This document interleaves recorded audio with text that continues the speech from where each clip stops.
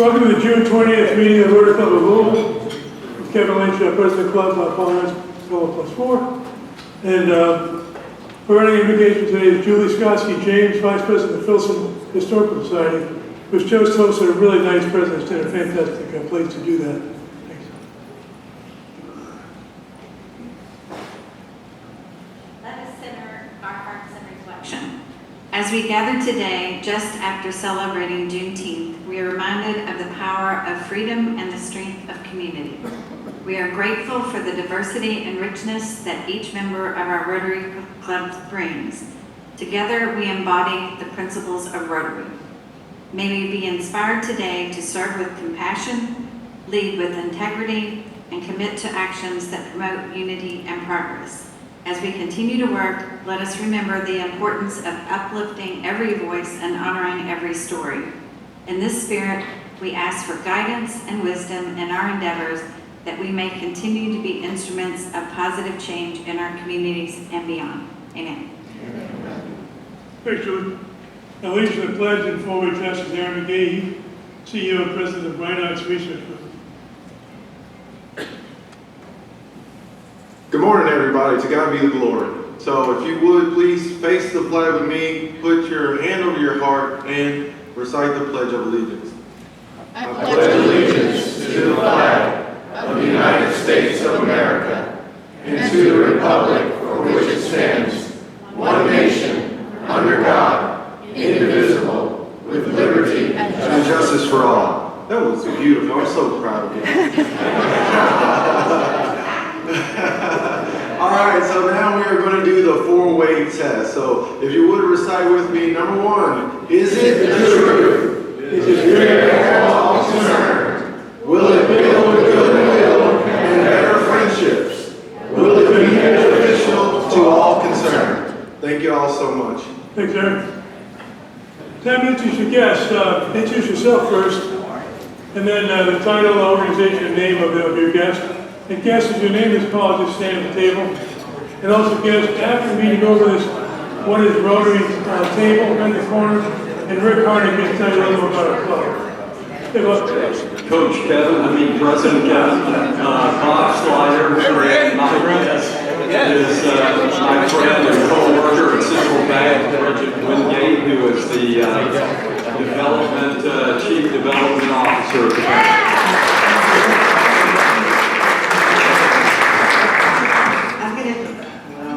Sorry, everybody. You're missing out the Henry. I know. I probably don't even need it.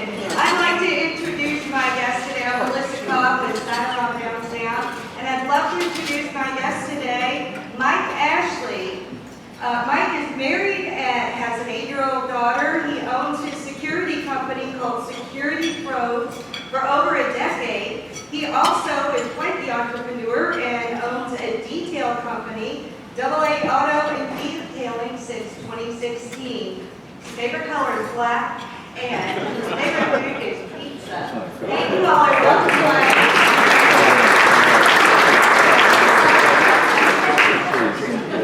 President Kevin, I'm Henry Keene. I want to introduce my two guests, Rhea Saleppi, stepdaughter, and her very good friend, Brad Windman. They came all the way from Los Angeles to experience some really hot weather.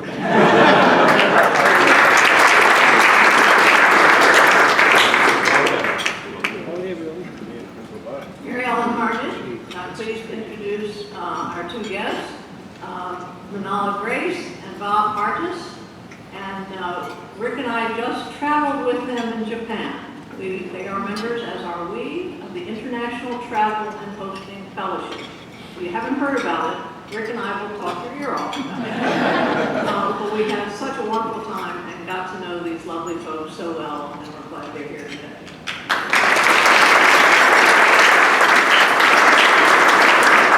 President Kevin, I'm Ashley Brower.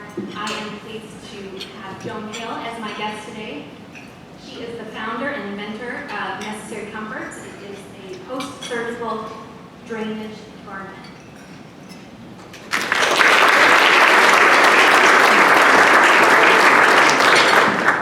Good morning, everyone. Delene Taylor, Executive director of the club. I have two guests to introduce today.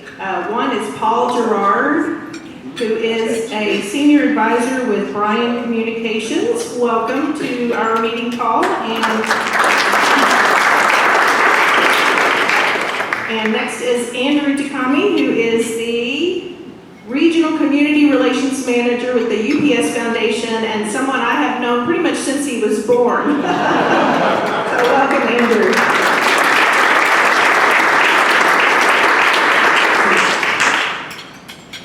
We have quite a few Rotarians in the spotlight this week. Rotarian Cliff Elgin is in the spotlight for recent and network entrepreneurial showcase at the Ali Center.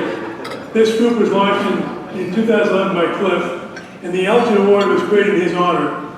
It is presented each year to a local woman who has demonstrated significant entrepreneurial leadership and community service. Past winners include Rotarians Maggie Harlow and Nation Tribune.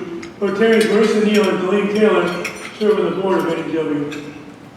Two Rotarians are part of the Let's Dance Mobile program at the Marriott downtown on Saturday, which raised money for Feed My Neighbor. Morgan Hancock is a competitor and Leslie Smart as a judge and former one, actually. Rotarian Amy Luttrell was in the spotlight with an announcement that Global Industries will invest $30 million to expand its regional footprint with 5 new locations in the works around the state. And this is not too many months after they dedicated a fantastic opportunity center downtown, where everybody in the world showed up at the grand opening. Ashley Brower and Mark Coleman were selected for the 40th anniversary class of Leadership Kentucky, along with 50 of the best and brightest leaders from across our Commonwealth.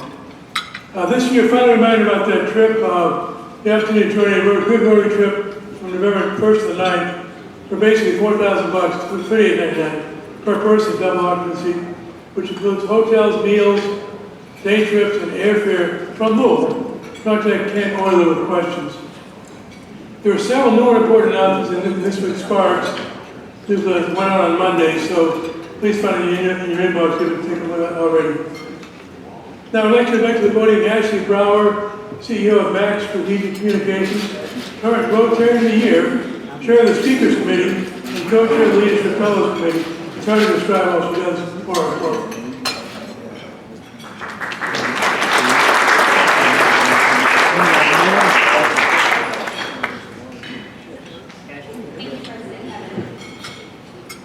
We're excited to recognize 2 graduating fellows today and welcome in 4 new fellows into our program. And I'd also be remiss if I didn't thank my co-chairs, Vernon Foster, who took the lion's share of our updated selection process and worked so hard this spring. So we really appreciate that. And Claire Arnold, as well as the co-chair, and helps with so many behind-the-scenes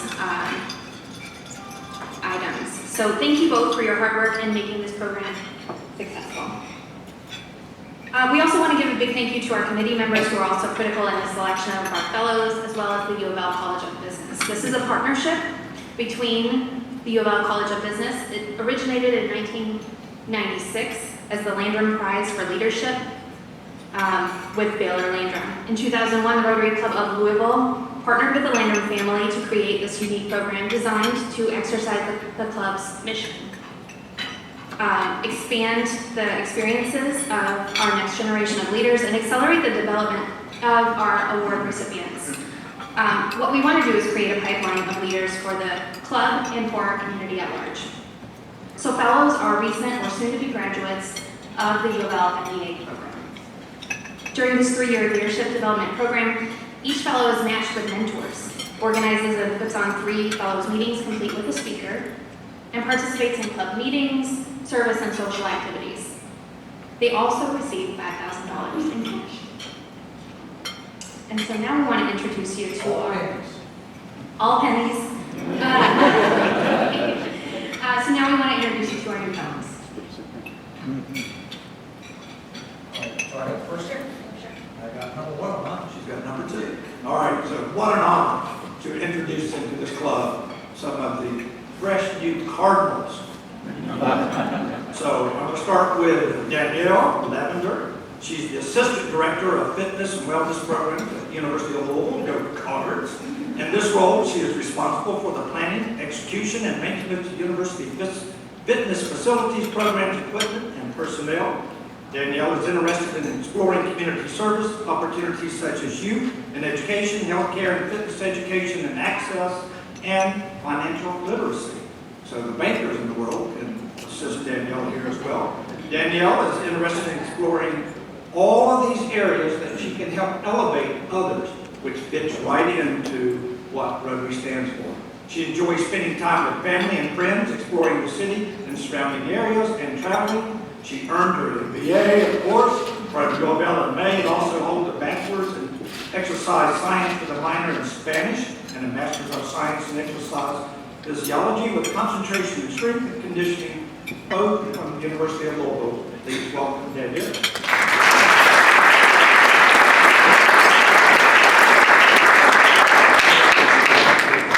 Our next fellow, Matthew Moulter, could not be with us today, but we're very excited to have him as a new fellow. He serves as the Director of Operations Planning at Michter's Distillery. In that role, he manages production planning to meet sales goals. He's a key liaison between sales and production, forecasts and procures raw material production, and leads special projects. He's interested in the environment and sustainability in Louisville, making the streets more pedestrian friendly and breaking down the street divide, and increasing Louisville's diversity, equity, and inclusion. Matthew is married with 2 children and enjoys camping, reading, playing with his dogs, and traveling with his family. He completed his MBA in August and holds a bachelor's in English from UofL. So I hope that you'll have an opportunity to meet him at one of our upcoming meetings.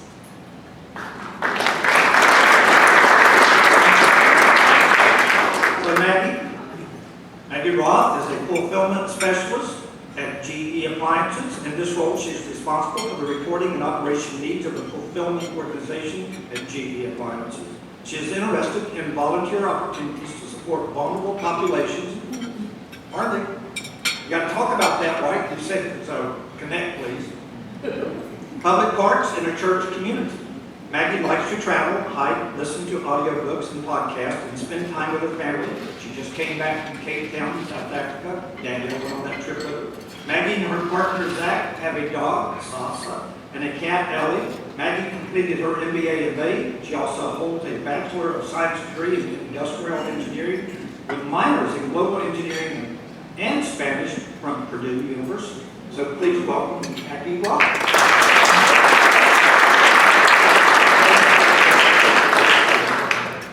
Our next fellow is Wu Smith. Wu, stand up please. She is a principal at Terracon Consultants and manages the Louisville and Lexington offices and is a regional department manager for the environmental service line at Terracon Kentucky Market. She focuses her service hours uplifting young professionals, representing minorities in professional and personal spaces, and investing in the community through volunteering. Wu is married, and she is also a competitive powerlifter. She is immediate past president of YPAL, and she's held many other director positions on boards, including Leadership Louisville, the Louisville Downtown Partnership, Metro United Way, and the National Association of Environmental Professionals. She received her MBA in May and holds a Bachelor of Arts degree in Political Science from Emory University in Atlanta. Please join me in welcoming you.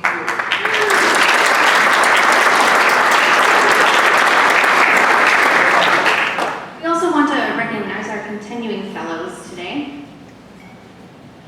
First up, we have Antigone Mahani Asghari. She's a philanthropist, a humanitarian social justice activist, and new mom. She specializes in data analytics.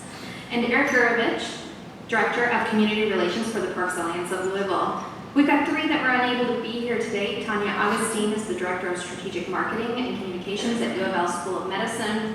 Amalia Gomez-Guerra, she's actually beginning a new role as Senior Data Analyst for Metro next week, so she's taking the week in between jobs to go on a much-needed vacation. And Kelly Spilson, who is Customer Insights Manager at Salesforce and the owner of Epiphany Barrel House. So to complete the program, which is normally a 3-year program, each fellow has to give an oral report as a reflection of their time. Our next 2 fellows that are graduating this year, they've been in it since the before the pandemic. It's a little bit longer this time because we were on a bit of a hiatus. So they have a lot of insights, but they're going to very quickly give you a look back at their time in the program, what it meant to them. Sarah, you're up first. And Sarah is Vice President and Relationship Strategist for PNC Private Bank. Thank you, Ashley. The members of Rotary come together to form a powerful force for good. The influence of Rotarians here in our community join with Rotarians across the world to make a significant difference. I am grateful to be a member of this change-making community. As a Rotary Leadership Fellow over the past several years, it has been my privilege to learn more about the impact and take an active role as a member of Rotary. Through the Leadership Fellows experience, I have been privileged to connect with Rotarians from all walks of life and learn from them as speakers, mentors, and friends. These connections, based on our shared value of service above self, have created meaningful relationships throughout this fellowship. I would like to take a moment to thank my mentors, Ashley Brower, Dr. Julie James, and Dr. Paula Crisanti for their time and mentorship over the past several years. I am grateful for their guidance, their openness to discussion, and very importantly, questions, and for their time. These ladies have guided me through a new career opportunity, a new position, passing of family members, and many other life events, including COVID. They have fostered my growth both professionally and personally. I'm very grateful for their support and encouragement, and lucky to call them not only fellow Rotarians, but also friends. I would also like to thank Ashley Brower, Vernon Foster, and Claire Arnold for their time and investment in the Leadership Fellows program. They have been extremely dedicated to our growth and development, to being present at our monthly Fellows meetings, and to very thoughtfully preparing us with mentors. They have ensured this fellowship is beneficial for us and for Rotary as a whole. At every Rotary meeting or event, I have learned a new way Rotary impacts our local community and our world as a whole. During my time as a fellow, I greatly enjoyed working with the Rotary Honors Scholars to see the impact here in our community. Through this program, I was able to work with a group of young women at Iroquois High School, and we worked with them through the entire year. Their growth and confidence was amazing to see. They're going to take those skills through college admissions, job interviews, and other life events, and it was very meaningful to be a small part of their long-term journey. The most important lesson that is affirmed at every Rotary meeting, service project, social event, and committee is the power of connection. These connections create a ripple effect of positivity in our community and for every Rotarian. Thank you for allowing me to be a part of this global force for good as a Rotary Fellow. I look forward to continuing my membership in Rotary moving forward. Thank you.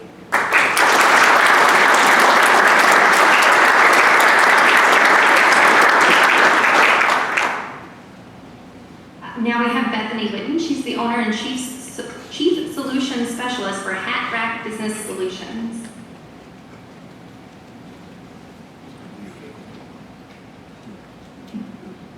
Good afternoon. It's an honor to stand before you today to reflect on my time in the Rotary Leadership Fellows Program.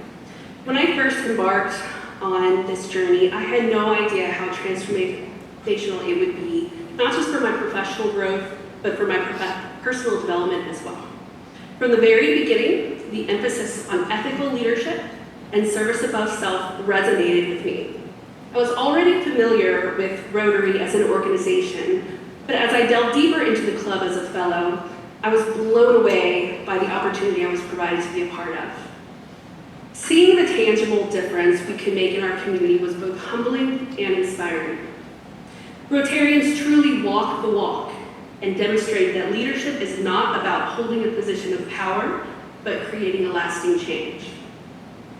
The mentorship component of the program was a cornerstone of my experience. Having access to accomplished professionals who generously shared their wisdom and guidance has been one of the most powerful aspects of my time in the program. I'd like to thank those who volunteered their time to mentor me: Marisa Neal, Melissa Marble, and Alice Bridges. Alice in particular has had an outsized impact on me over the past several years, guiding me through some of the most complex professional challenges I've faced. She began as a mentor, but I am so grateful now to consider her a friend. I'd also like to sincerely thank Ashley Brower Claire Arnold for their tireless efforts to reinvigorate the Fellows Program following the pause during the initial COVID shutdown.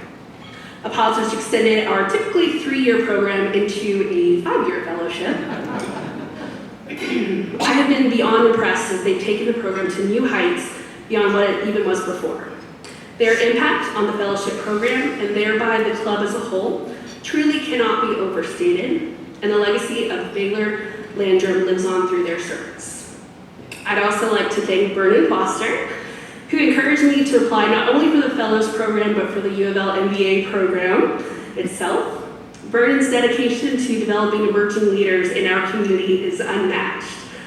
He has undoubtedly left an enduring mark on our city, and I encourage you all to share in the impact that Ashley, Claire, and Vernon are having on future generations, and consider mentoring some of our future fellows. In closing, as I reflect on my fellowship, I'm simply filled with gratitude for the opportunities, knowledge, and connections this program has provided. I stand before you a different person than I was when I began 5 years ago. This program has seen me through completing my MBA, launching and growing my company, Hat Rack Business Solutions, getting married and having 2 beautiful daughters. And I'm so excited to share that as we close this chapter and begin another, it will be as a full Rotarian as I've joined the club to continue on my journey with you. I'm so excited about the future we can go forward and shape together. Thank you.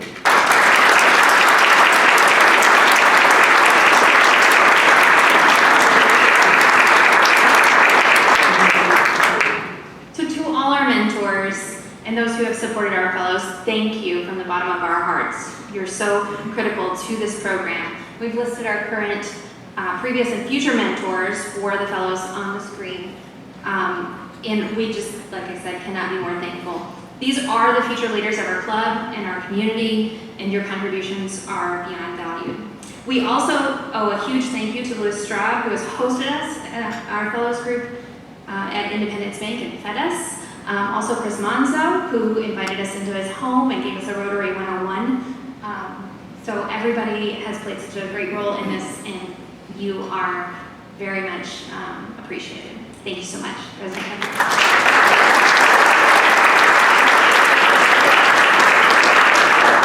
It's great. We can just witness the growth they've had in the last few years. Appreciate that. I'd like to invite to the podium Dr. Yvette Livers, along with Rotary Dr. Linda Barton-Moore and Rick Harnett for a special presentation.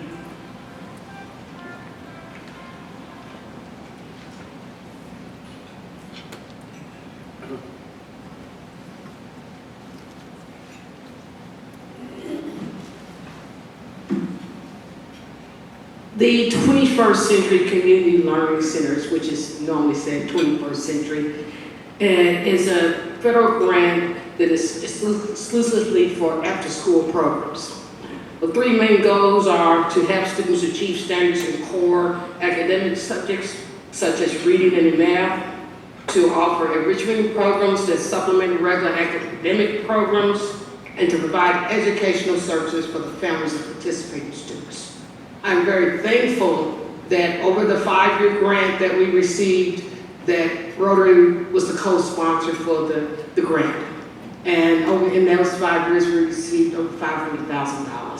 So thank you for your support. So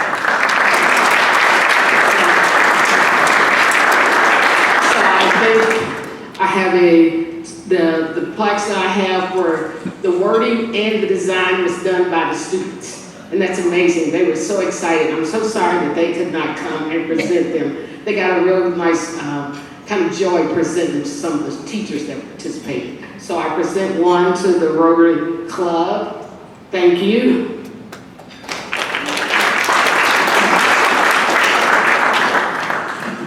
One to Dr. Linda Bartram for all of her support of the program. She's been very supportive in coming to meetings and giving suggestions, so thank you so much.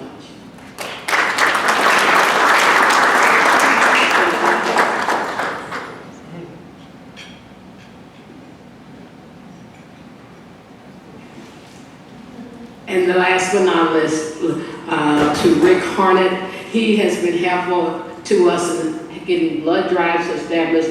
And the students were very excited about being volunteering and giving blood as well as volunteering to coordinate the event. So thank you for your support.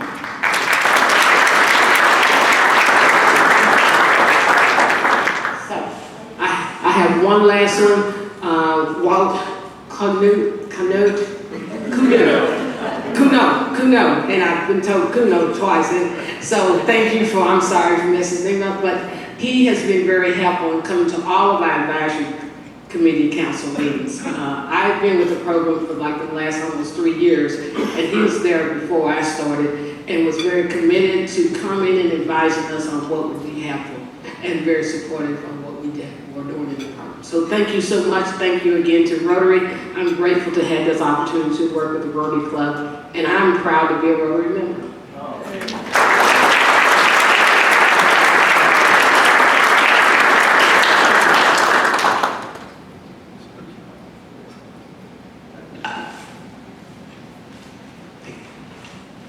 Excellent, Linda, great, congratulations. I'd like to invite supporting Karen Morrison, CEO of Gilman's Club, and Chair of the Awards and Recognition Committee. In addition to other roles for another special presentation. Well, we may run just a few minutes long today. We're toward the end of our year.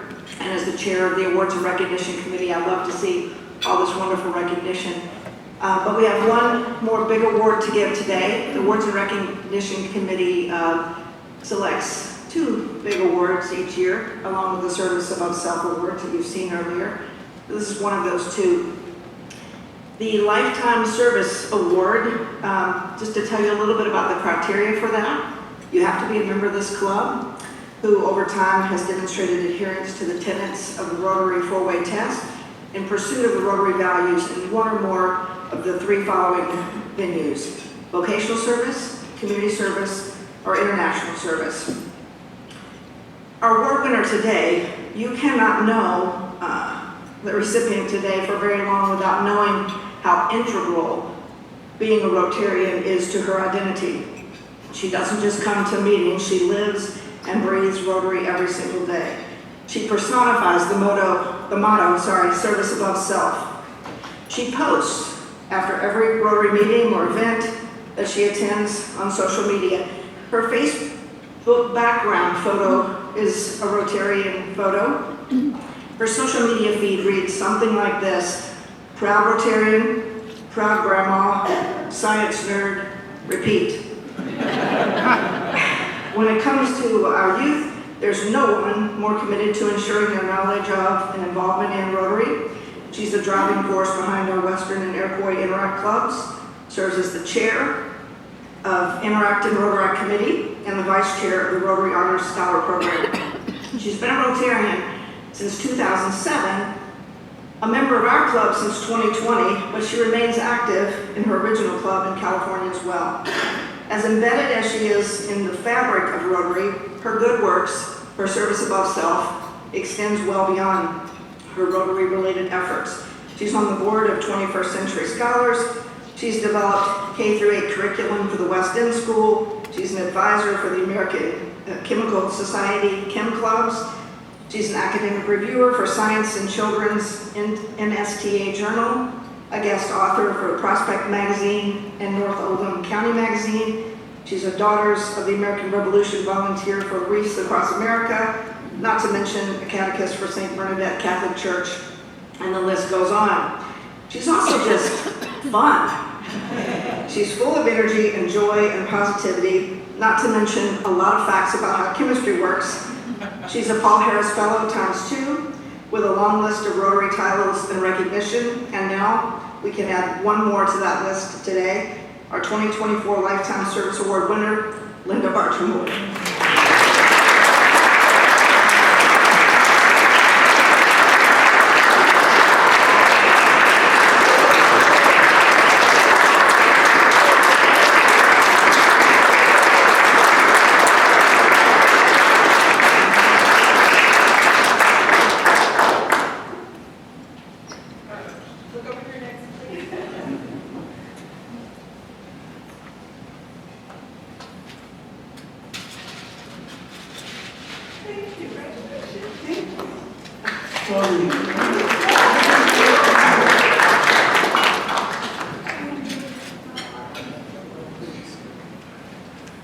This will be short. Thank you. Nothing better than Rotary. Rotary rocks.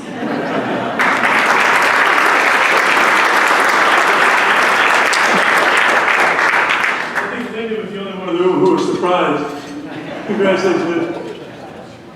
It's great with all these other interact clubs and Rotary Honors Program, but all kinds of other stuff we've been helping you with. And as you can see, we have a full program today, so leave a little bit after 1. Feel free to leave quietly if you need to. Actually, Rick's going to introduce Omar, but I just want to mention before he does it. This next speaker is probably one of the most interesting people in our community. He might be the most global person in our community. He's done a great deal over the last many, many years. The last 2.5 years, he's done a phenomenal job with the World Trade Center in Kentucky. Thank you for that. Rick will do the introduction. Rick,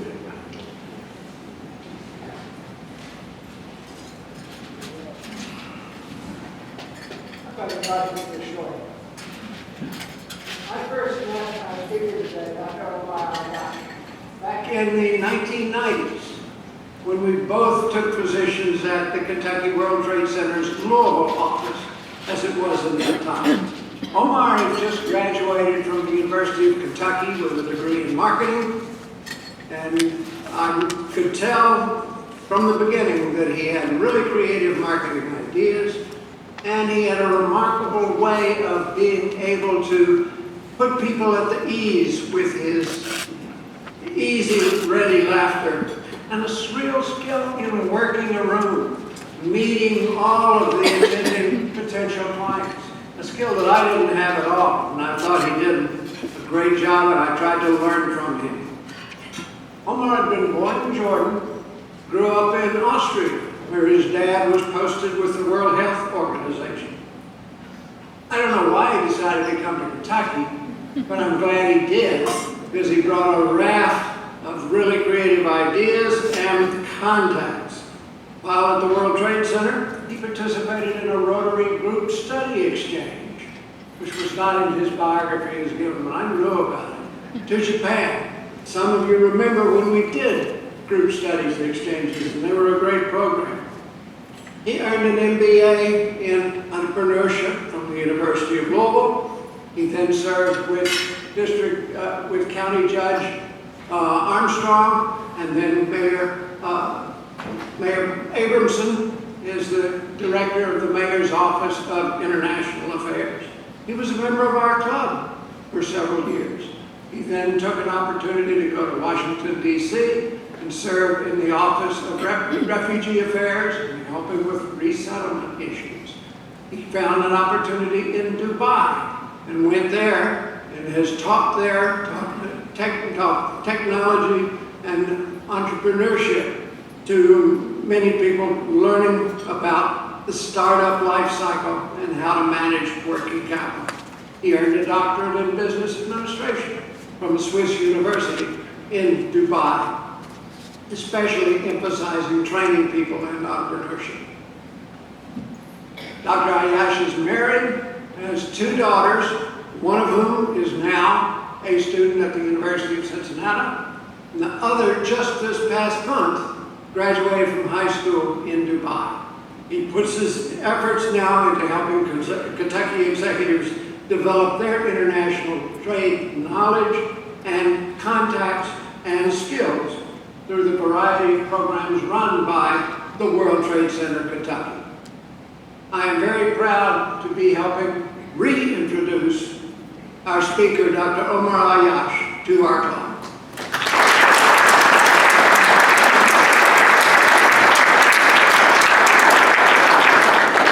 Thank you, Rick. Thank you, President Lynch. It's really an honor to be here with you.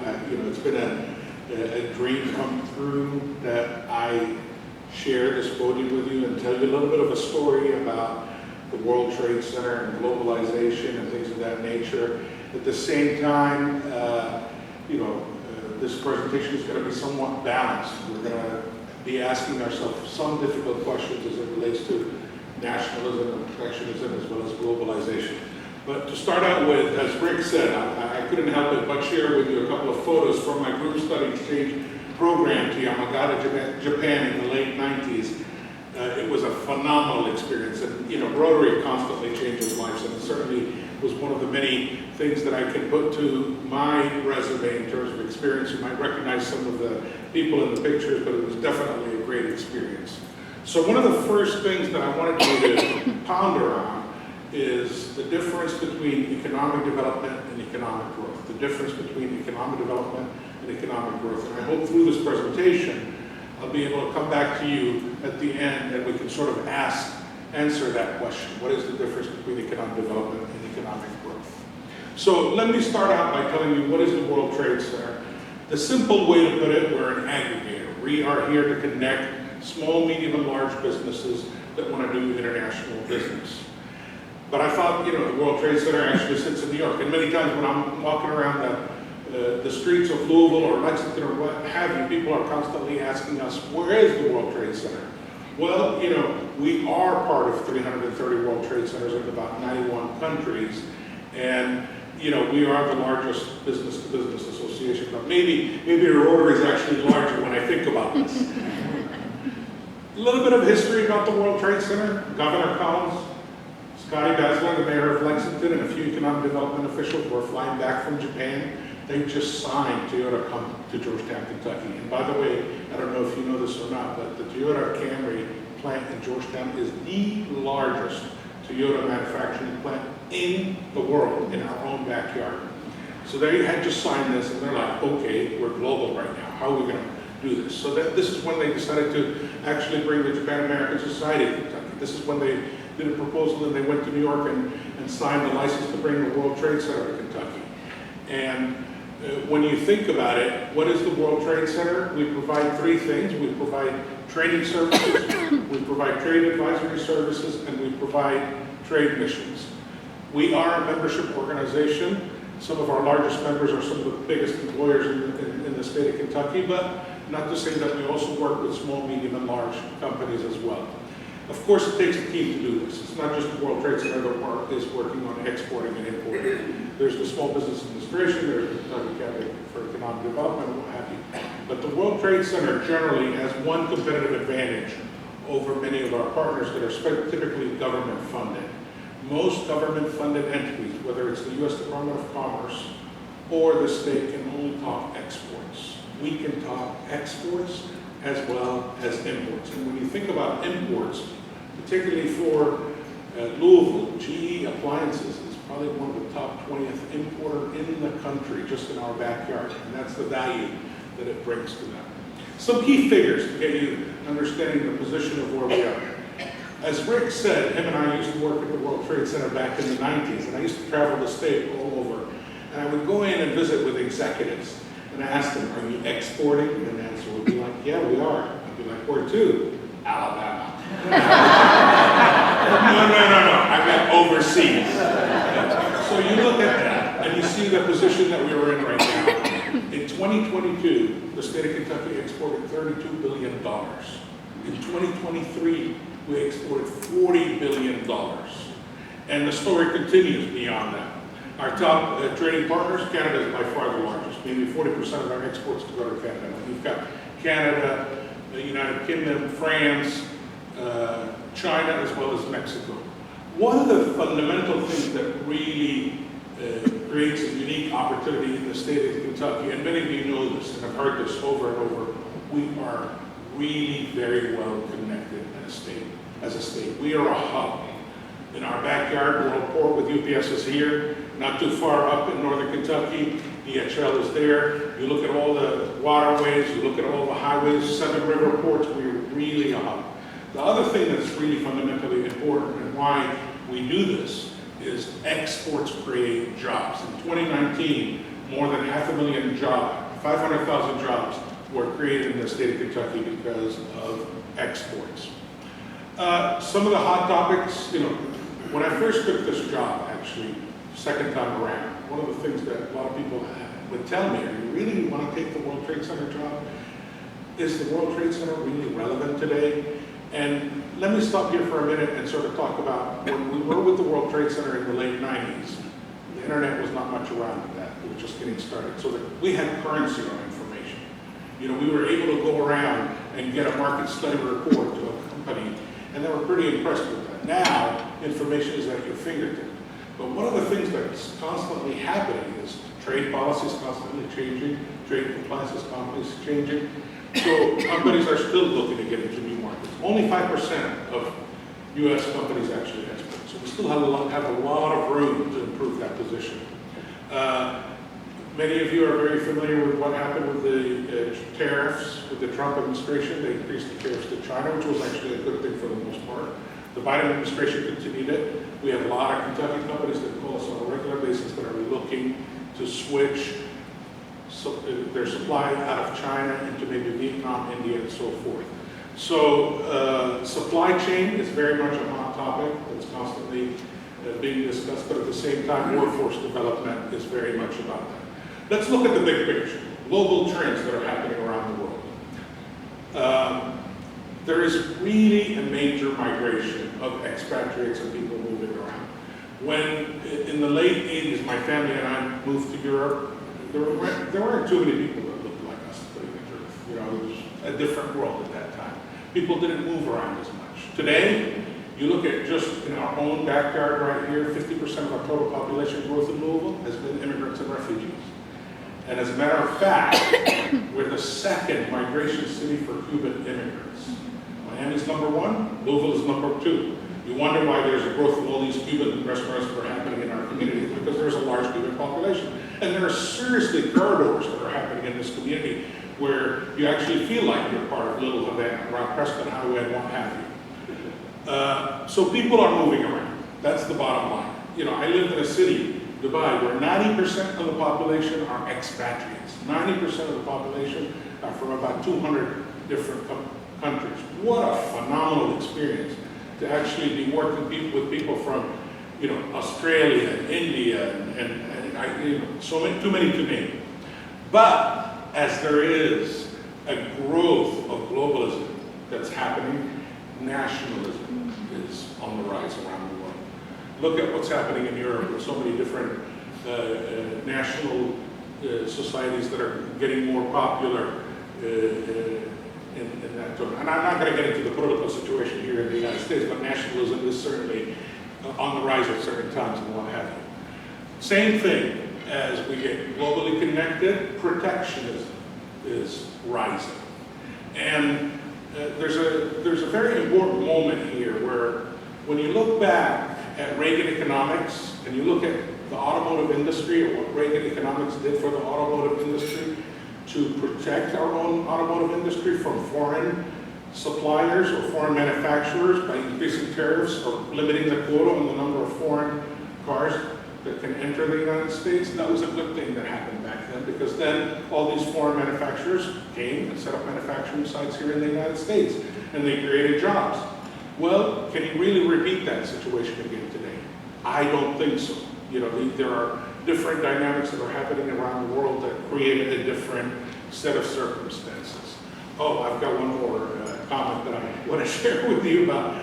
So, you know, I talk about nationalism that's happening here and protectionism that's happening here. I also feel, to a certain degree, you know, it's happening right in our hometown. You know, the current administration defunded the World Trade Center. The current administration defunded sister cities and some of the programs that World Affairs Council is putting on. There's a question mark around that. Are we getting too focused on too many local issues and we're forgetting how to be interconnected to the rest of the world? All right, so as there is a contraction and expansion that's happening, there are new things that are happening as we see in relation to the global search for talent. We've got a major talent shortage around the world. This is in 2020. If you look at the yellow, that's where there's a deficit. The red is where there's an acute deficit. The deficit is close to 0 to 6 million people. If you move forward to 2023, the orange where there's a significant deficit, and the red is where there's an acute deficit. How many times in your own personal experience last 12 months, have you gone to a coffee shop and we're told, sorry, we have to close early because our workforce didn't show up for the next shift? It's happening too many times. And it's not just the coffee shops, that's on the consumer level. Every business that you talk to today is having a workforce challenge. And the thing is, when I moved to the United States as an immigrant in 1990, this was the #1 country that people wanted to move to. Still is to a certain degree. I can't tell you how many times I traveled the world and people, I was at a restaurant in Dubai and I was talking to a server from an Eastern European country and I was telling them I'm flying tonight to the US and he said, oh, I'd love to go to the US one. Every person sort of wants to move there. But now there's more choices as the world has become more globalized. Places like Dubai actually rank top 2, top 3 in global migration. Most of the creative workers today don't want to necessarily come to the United States. India is on the rise in that way. There's so many Indians that used to live here in the United States as an immigrant and part of the tech community. Now they're going back to their old country and starting that situation. So what happens when you have got labor shortage, you've got a skill shortage, and you've got a cultural challenge? You got a war. And I'm not talking about a war in terms of guns and what have you. You've got a global talent war. There are choices for these people to go. And let me remind you, when you think that you needed to only worry about managing the workforce that you're familiar with from the same background, the same high school, the same university, that's not going to be the case going forward. You're going to manage people that are going to be from different backgrounds because of the influx of immigrant and refugee population that's happening right here.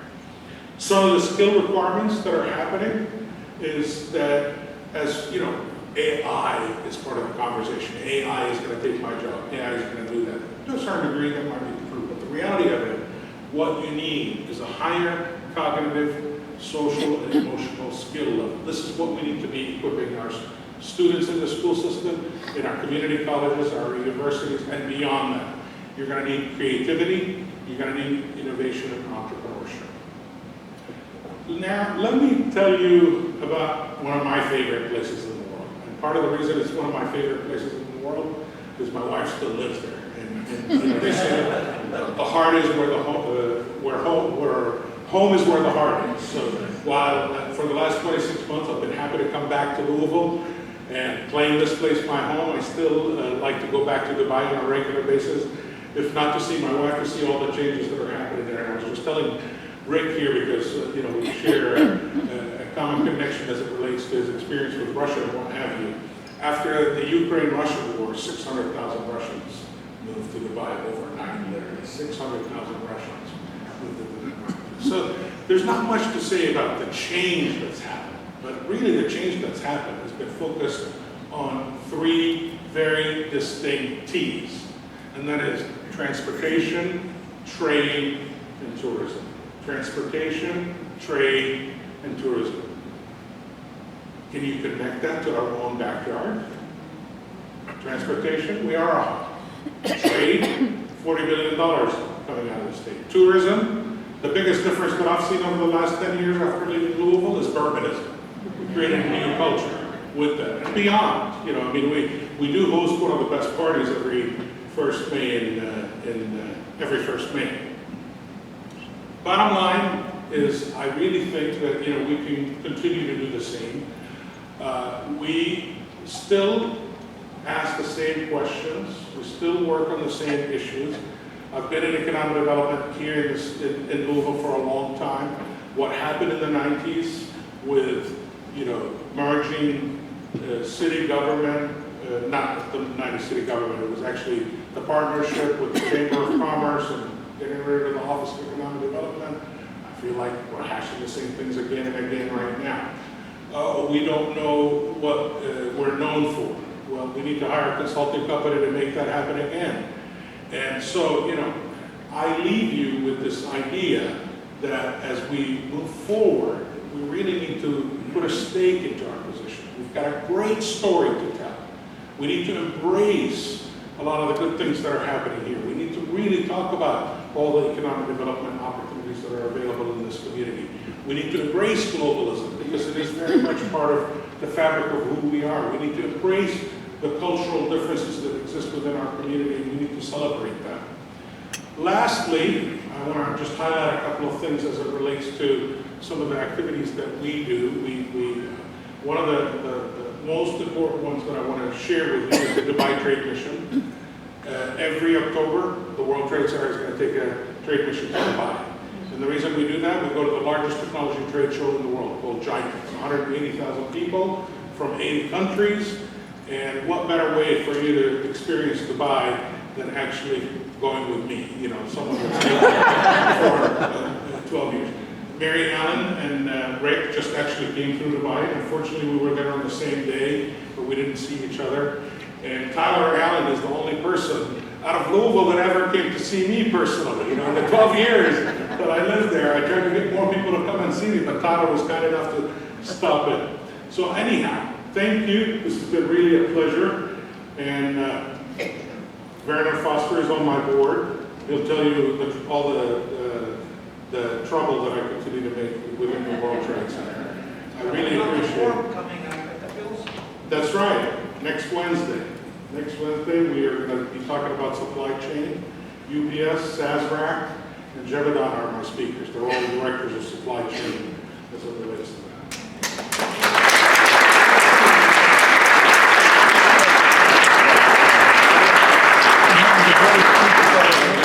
Okay, some questions, Omar? Somebody said, quick one. You've been in Louisville a long time. compared now to, say, 10 years ago, how much progress we're making. You've been here a long time, and you know, what it's like now versus 5, 10 years from now, what's going to be like 5, 10 years in the future for Louisville.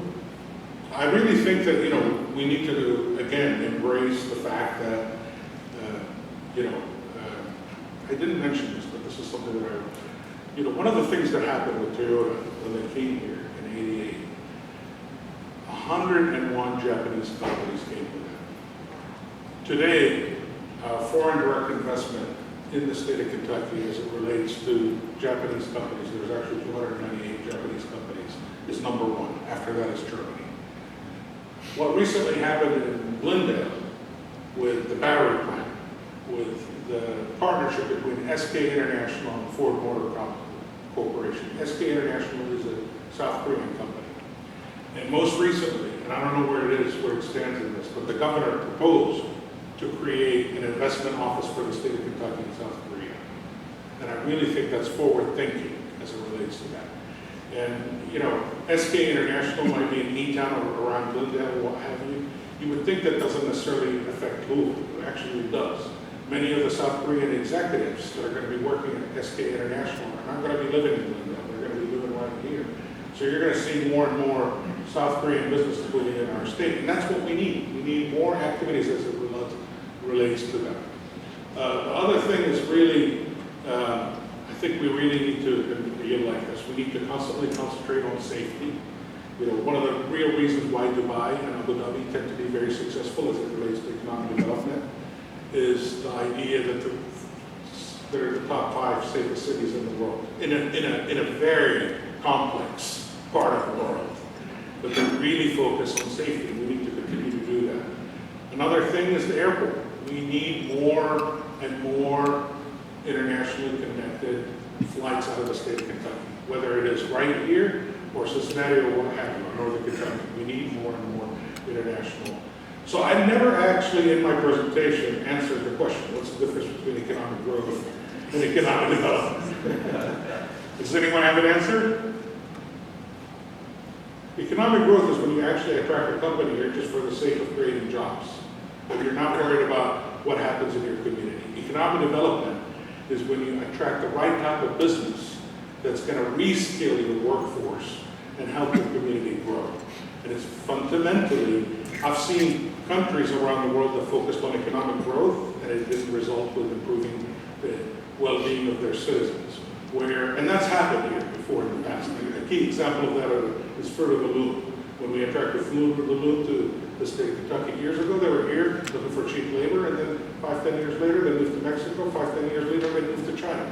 That's economic growth. They don't care about reskilling the workforce. But when you bring a company here that's going to invest in the community, and focus on that. That's the economic development. Thank you very much for your remarks today. Susan Cepeda is my name. You whizzed by the city's budget cuts. Could you comment a little more about the impacts of that? And P.S., when are you rejoining Rotary? Very soon. I'll be rejoining Rotary very soon. Rick has been after it. You know, the impact is huge, huge. I mean, you know, this has been a conversation, at least for the World Trade Center, that's been going on for the last year and a half. And Kevin actually helped me with that a number of different times at the very end of his time when he was part of the Fisher's administration. Bottom line, you know, some of these nonprofits like mine want to cease to exist. You know, I mean, eventually you need that level of support from government funding. And we're not talking about, you know, in $1 billion budget, you know, a World Trade Center doesn't need $500,000. It's, you know, it's $75,000 that, you know, we've been constantly getting since 1995 when we opened the Louisville office here. Yeah, it might jump up a little bit during good times, but $75,000 in $1 billion budget is not much. And unfortunately, you know, I just cannot imagine and understand how can we be globally connected and not fund the World Trade Center or sister cities of Louisville. You know, these are, and a few other nonprofit organizations that have been defunded in this current administration. So thank you for highlighting that. So talk to your council members and talk to your mayor. I'll be short. Thank you so much for being with us today, Dr. Omar. This question, I know you don't want to get into the political side. Nobody wants to get into that right now. But when we talk about how the rise of nationalism is impacting globalization and the benefits that we do receive from globalization, what can we do as business leaders to ensure that we don't fall into the same pitfalls? Because as a business leader, you move your business. So our mindset and what we do impacts whether or not we join globalization or we fall into the pitfalls of nationalization. So what can we do to ensure that we are ambassadors for globalization or that we welcome it when those opportunities are presented? Fantastic, thank you, Aaron. You know, there's two simple answers. On the local level, hire a workforce that's diverse. You know, don't only hire a workforce that has a very similar background to you and what have you. That's the simple thing. That creates a new level of creativity within your workforce and your business and things of that nature, and allows you to grow to a new momentum.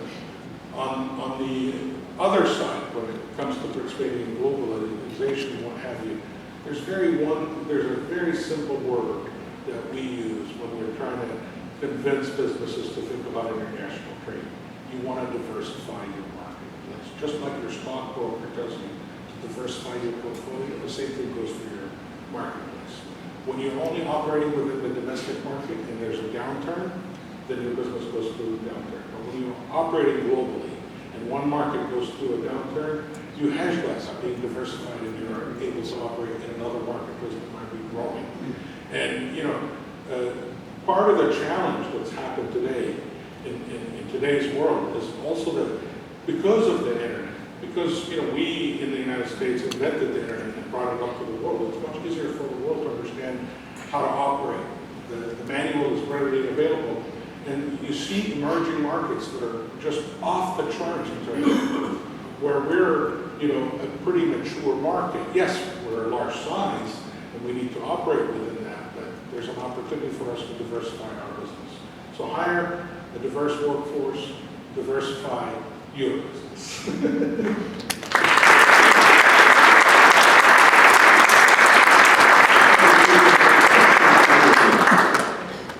One thing I didn't mention, I want to thank you for, he traveled the furthest to get to this place. He was going to be in Dubai. He left Dubai early to come to this club. So I think he's the most traveled speaker we have. So congratulations. Next week is our annual leadership transition meeting as of July 1st officially, but it marks the end of our Rotary year. We'll have a full agenda including new member introduction, Paul Harris Fellow recognition, milestone anniversary pins presentation, recognizing the outgoing club and fund board officers. I'll make some brief remarks and then passing the gavel to Laurie, and then the International Laurie's new president's theme, so RSVP Monday for that. Go ahead and join the guests, join Rick Hardin over that table for a little learn about what is Rotary. Good meeting today, thanks.